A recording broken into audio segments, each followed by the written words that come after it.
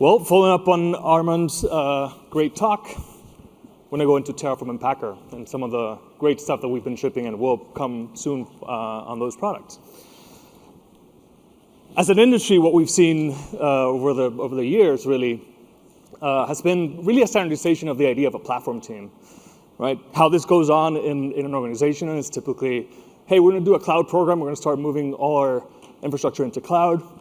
How do we do that? Okay, someone finds Terraform and starts implementing Terraform in all sorts of different ways. And if you look at the top line, it's amazing because like we're doing cloud, but all of a sudden, everyone's doing it in a different way. Everyone's storing secrets in a different way, and it's kind of the Wild West, right? So what happens is problem number one: we have to bring all that together into a single workflow so that we can have the governance to be able to do that with policy as code or any other kind of guardrails. But additionally, there's the other problem of how do we work with the tension that creates and not get in the way of that velocity, right? On the other hand, the platform team's problem to solve, number two, is some organizations aren't as quick, to jump into the infrastructure train, and really there's a skill gap there, right? So how does a platform team help the scalability of self-serve infrastructure management at the application developer level to really enable that scalability, So these are kind of the two problems that platform teams are solving. And this requires, maintaining infrastructure configuration and guardrails to provide the standardization for developers to consume, right? So today, we're going to go through some of the features we're working on that we think will help you better adopt, standard, and scale with Packer and Terraform. And starting with the first stage, let's start with writing Terraform, a little bit of what Arman just talked about. So as he mentioned in the keynote, we now have enhanced editor validation. What we see is you're writing Terraform code in an editor, and you need to validate that, and that really means the tedious process of going back to the terminal, running Terraform init, running Terraform validate, seeing what the errors are, kind of sifting through, and let me understand kind of what line this is in, go back to the editor, make a change, and do that over and over and again, rinse and repeat. So really tedious process. This is all automated by this plugin, in VS Code. What we see also is with AI-powered pair programming that's so common these days in generated HCL, this problem is even further deeper, right? So this is really going to help you get to that configuration much faster in the editor, right? Next, we already talked about module testings. So the native testing framework we're super excited about. It's native to Terraform. It allows you to write tests in HCL in a declarative way, which is kind of a novel way to think about testing. And it's really cool. It's already available in 1.6. It's really focused on module authors. So you might think, hey, here's a set of inputs. What are the outputs that I would expect? And make sure that we're validating that. You might test module upgrades, right? Or you may also test things about the ecosystem around the module. So what about the Terraform version or any other provider version? You want to make sure that everything kind of works seamlessly, right? And as Arman also showed, we also have some workflows within TFC to facilitate this, right? So this is a Git branch-based workflow for module authoring and publishing. What happens is Terraform Cloud is going to pick up changes in Git and kick off tests. So you'll have like a remote test runner validating those modules. And once you're happy with that, you can go ahead and publish it, right? So really streamlining that process of publishing modules and making them available, right? Beyond that, as you heard as well, if you don't have tests, which I assume nobody does because we just released this, we'll generate some tests for you, and they'll be kind of okay. 70, 80% is what we're going for. But generally, using AI to kind of really kind of accelerate that adoption and getting you to a good place fast, right? There's a deep dive on this topic right after this talk, so I encourage you to take a look and learn more, a lot more. Another cool piece that we're bringing to Terraform very soon is the idea of custom functions, right? So if you're a writer of Terraform code, that has a few built-in functions that really accelerate kind of working with data structures and other pieces like that. So you have used these built-in functions at one point or another. we're introducing the ability to write custom functions in the provider itself. So if you're a provider author, and that provider is creating resources or allowing people to consume these resources, sometimes these resources are not easy to kind of work with. Perhaps the data structures are odd, or perhaps we got to parse some strings, as we're seeing here. So in this case, we're parsing an ARN, which nobody should have to do more than once. So let's encapsulate that in a function, right? So this introduces greater extensibility into Terraform and enables anyone to create custom functions to handle any bit of logic like that. Next up is config-driven remove. It's also coming soon. You might end up in a situation where you need to clean up and repair state, Terraform state, using the Terraform state rm command, which really is an advanced command. It shouldn't be used willy-nilly. It requires a lot of care and a lot of coordination. So really what we're doing here is that for those kind of break glass operations, we're building this remove block within the configuration language itself to really bring that operation into the config-driven workflow. And we think that's important because it's much more robust. It's not done as an ad hoc operation by a super admin somewhere. And it goes through the flow of however you're deploying Terraform. So it'll go through a Terraform Git commit, a PR review, and ultimately go through the pipeline that you have set up to operate on that state file, right? So that's coming soon as well. Super excited about that. So lots of new features in that first stage. Editor validation, testing frameworks, deep feature there. Custom provider functions, super excited to see that coming out, and just facilities for removing resources from state when you have to. Right? Let's move on to stage 2, the standardization phase. So to recap on the standardization, let's talk about Nocode real quick. Nocode modules, the idea is a platform team is going to write modules that encapsulate the common patterns that exist within an organization.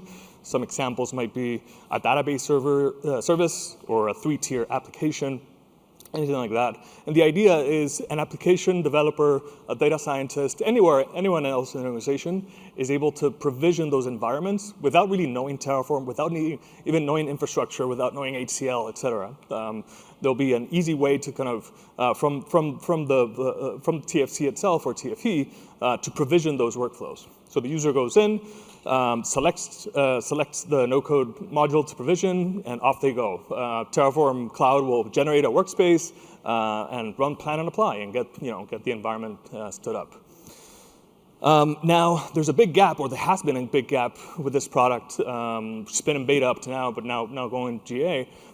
In that, what do we do when we need to update these modules? So you're a platform team, and we want to update the underlying infrastructure or change something. Maybe I set it up with Memcached, and now it has to be Redis, or MySQL to Postgres, anything like that. What do we do about being able to do those updates and manage the lifecycle of those updates, right? So that's the functionality that we're announcing today, currently in beta, is that you as a platform team engineer can now update a module, indicate the new version of the module that's pinned for being used as a no-code provisionable module.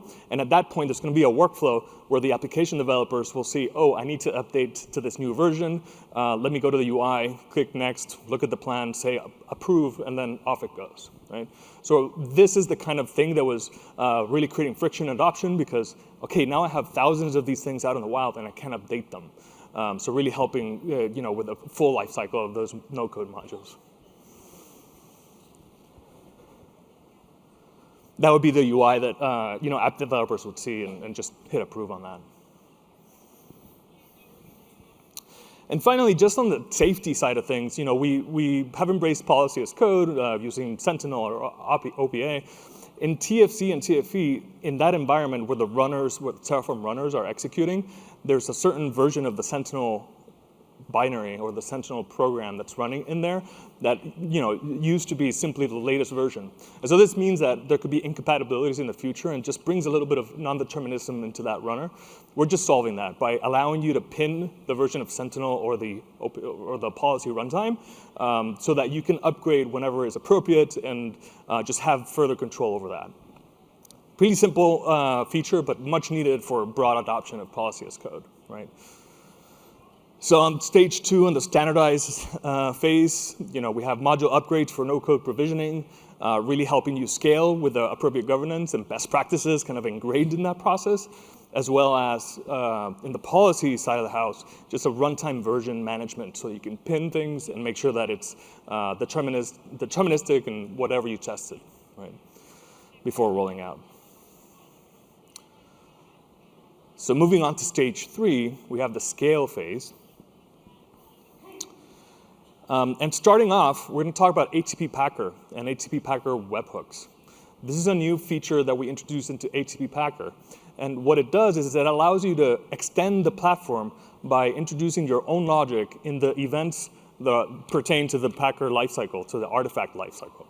So a really good example of how our customers are using this already is to use these webhooks to, for example, decommission an image in the cloud after it's been revoked in HTTP Packer, right? So it's essentially allowing you to kind of hook into those lifecycle events and do your own logic, right? Because remember, HTTP Packer is essentially a tool that allows you to manage the lifecycle of these images. It's not a registry of the images or the place where you build the images. All that's happening still wherever they're happening with Packer itself. And this registry is allowing you to integrate with Terraform and really enable these other capabilities. And for those of you who are running TFE, Terraform Enterprise, you know that it's been kind of a big beast of a project and system to run. We're really excited for flexible deployment options. It really kind of pared it down to a really lightweight container that now you can run in various container orchestration technologies, even Kubernetes, which has been one of our biggest requests, is to be able to run TFE in Kubernetes. That's now possible.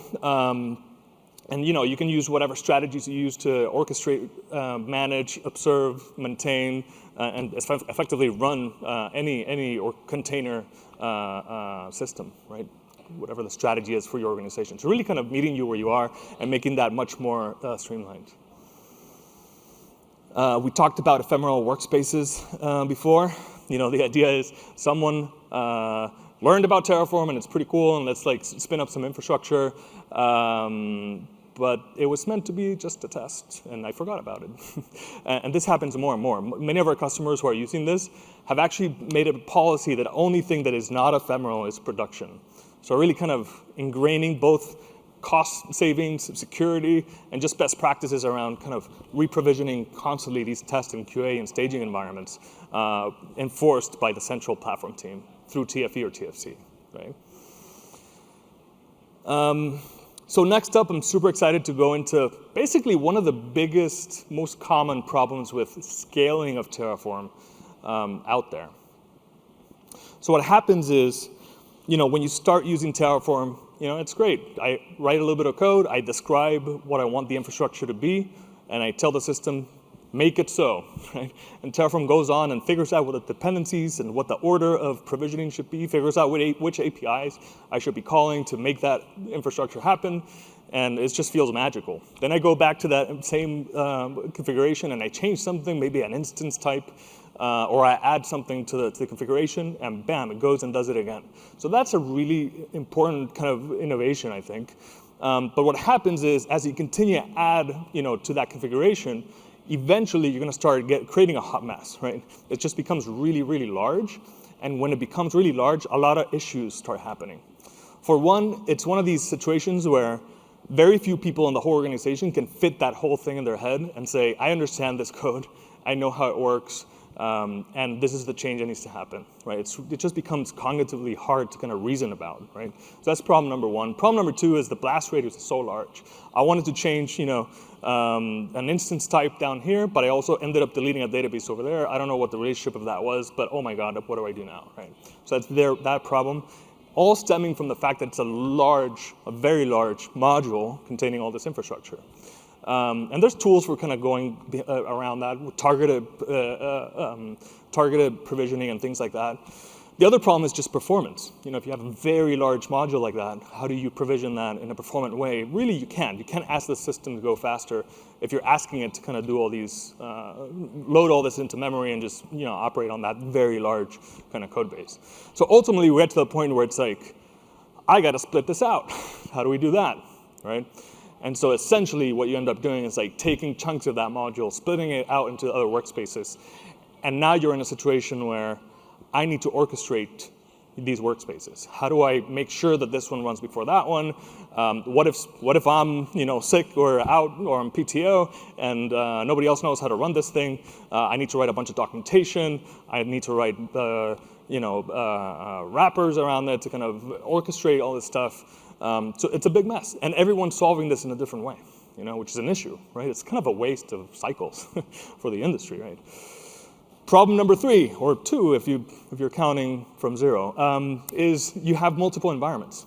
So I want to ship this same infrastructure into multiple regions, or I want to ship it into staging and production. And the only difference is these parameters are different. The Consul cluster should have 1 instead of 5 nodes, right? And staging versus prod, things like that. So really, it's like minor differences between the environments.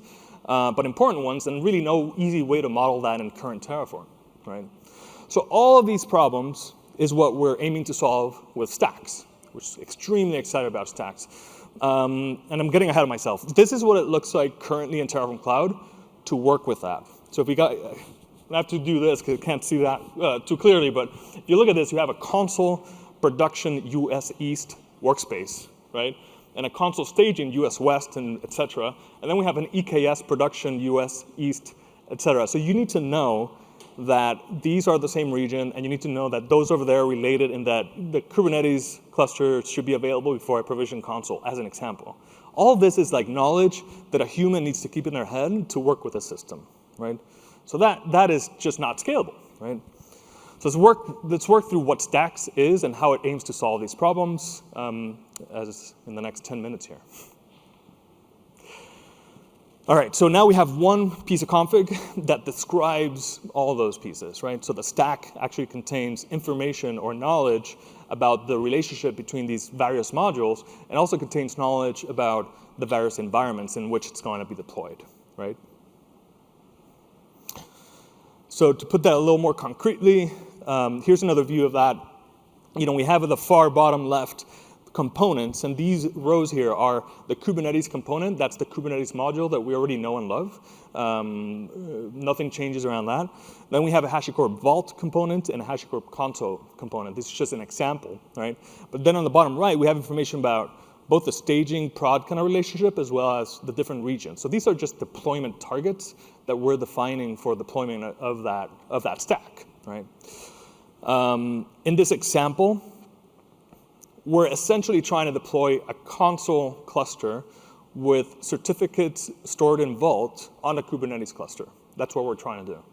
So you can see how already there's like various dependencies here.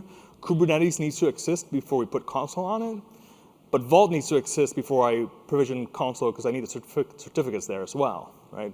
So all that is the dependency management bits that we're going to start looking at how to solve with stacks, okay?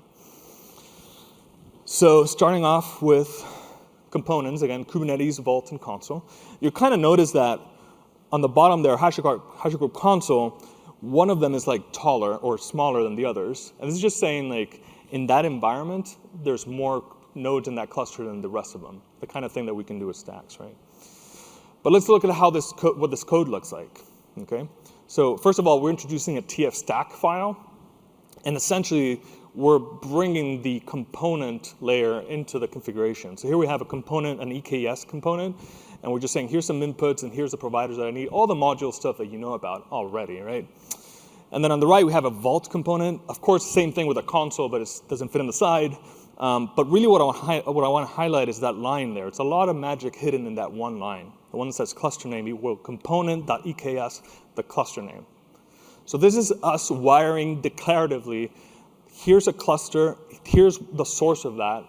The the input into this is the output of my other component. So that's how we're declaring and telling Terraform, you're going to build a graph of graphs, and here's how you're going to wire this up. And Terraform is going to figure that out, right?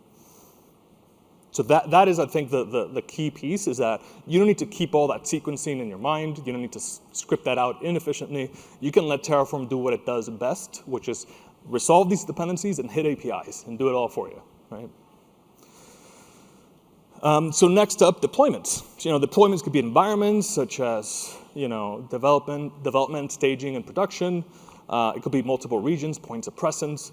It could be different AWS accounts where you're going to deploy the same thing, kind of stamp it out. It could be landing zones or tenants, right, where I deploy this app for each dev team, for example. All those use cases very well supported by Stacks. And then similarly, we have a TF deploy file. And look at all the stuff I'm not thinking about. All I'm doing here is saying, here's a deployment, here's the name of that deployment, and here's the variables for that deployment. Done. You add one of these blocks, and you have defined a deployment that now the system is going to know how to deploy to. So you're giving it all the inputs that it needs, right? So putting it all together, here's conceptually what a stack is. With components and deployments, you can easily spin up complex applications with tricky interdependencies between them as a single unit. So that's a lot of concepts. I'm going to step aside for a second and just run a demo so that you can actually grok all this and see how it all works. Are we ready? Let's do it. Yeah. Hi HashiConf, I'm Chris Arkand, Principal Engineer in R&D at HashiCorp, and for the next 3 minutes, I'm going to show you some infrastructure changes made with Terraform stacks. Looking at the overview for our system with Consul and Vault on EKS, you can view the status of each stack deployment. These deployments are managing the same infrastructure that we previously split into 3 separate workspaces for each environment. You've just heard some of the challenges deploying this in a multi-workspace workflow, so let's see how much easier it is to spin up a new production environment in the Asia-Pacific region with a stack.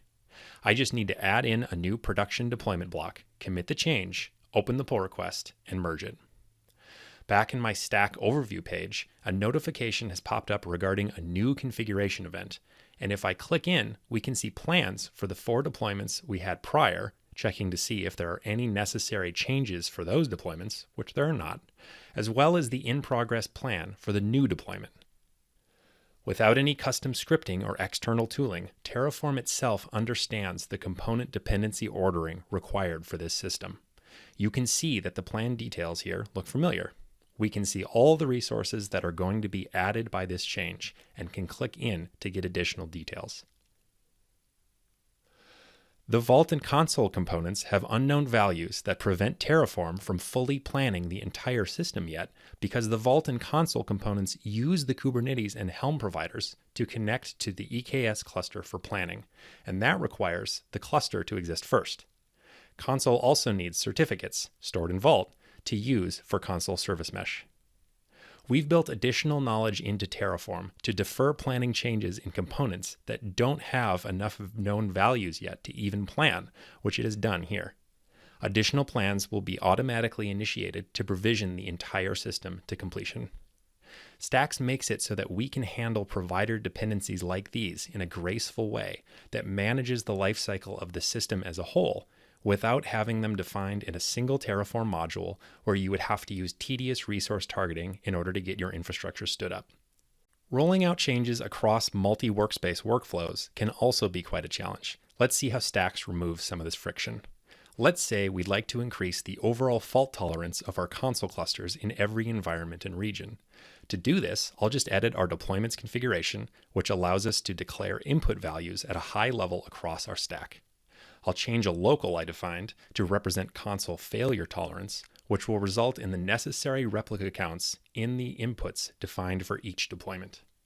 Committing our changes, I can take a look at staging first, inspect the plan, and approve it. I can then move forward with production, selecting multiple of these plans to review at once if I want. This is a straightforward change, so I've decided to just roll things out across most regions. I also have the option to hold off on approving this change for every deployment, as I've done here with the Asia Pacific region. I can save that deployment for later, even while additional configuration changes continue to come into the system for the other deployments. This is just a small sample of the greatly enhanced workflow that Terraform stacks offer to help you tame your complex infrastructure and scale along with your needs. Yes. And I'll say thank you, Chris, who I didn't make come on stage, but you're back there somewhere. Really amazing to see stacks in action. That's it. As far as platform management, we have flexible deployment options for TFE, really facilitating kind of running through that and executing, running TFE and managing upgrades and everything around TFE. Ephemeral workspaces to keep your costs under control. HTTP Packer webhooks to really enable flexibility and enable you to extend the platform and do your own kind of custom operations. And finally, stacks, which really is kind of the biggest change in the execution model of Terraform and really solves a number of common issues around running Terraform at scale. And we're super excited about the future for stacks around how we can orchestrate across a number of environments and how we can further enable platform teams to kind of really provide that scalability within an organization with common infrastructure versus the dependencies between them. So this is all. This is a review of all the features discussed today. I'll pause here so you can take a picture or screenshot if you'd like. In the meantime, whether you're writing Terraform or helping enable your team to standardize on Terraform or scaling it for managing infrastructure across your entire organization, we'd really like to learn how we can help you use your infrastructure tools. And in particular, we want to invite you to sign up for the private preview of stacks. So there's a QR code. Folks who are out there, go to this URL and just sign up. We'll be rolling this out very shortly.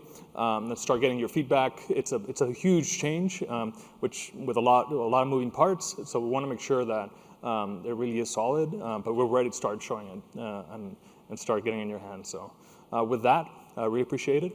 Thanks, everybody.